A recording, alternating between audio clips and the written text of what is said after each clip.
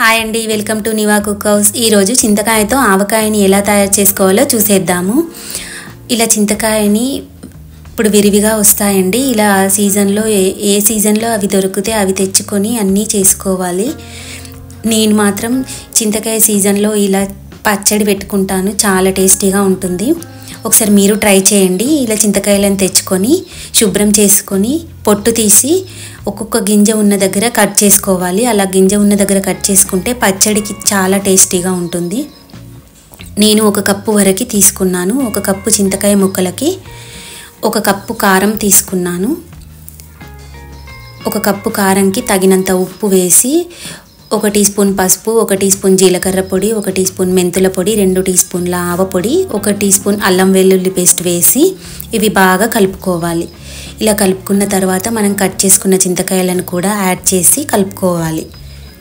ఇలా కలిపి పక్కన పెట్టుకొని రోట్లో 2 గడ్డలు ఎల్లుల్లిపాయలని ఇలా లైట్గా నలగొట్టుకొని స్టవ్ మీద ఒక ప్యాన్ పెట్టుకొని 1/2 కప్పు వరకు నూనెని వేశాను.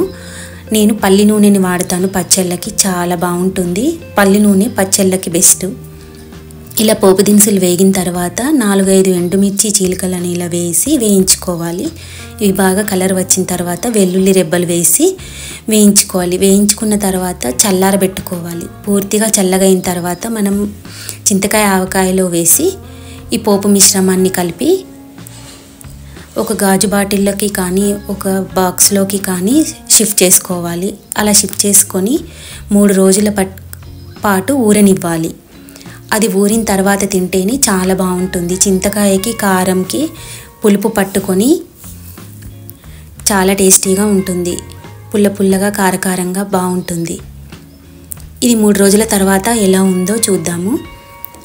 ఒక ప్లేట్లో నేను కొద్దిగా రైస్ వేసుకొని చింతకాయ ఆవకాయని వేసి చూడండి ఎంత కలర్గా ఉందో, చూస్తేనే తినాలనిపిస్తుంది కదా. ఇలా కాస్త నెయ్యి వేసుకొని ఇది కలుపుకొని తింటే చాలా బాగుంటుంది.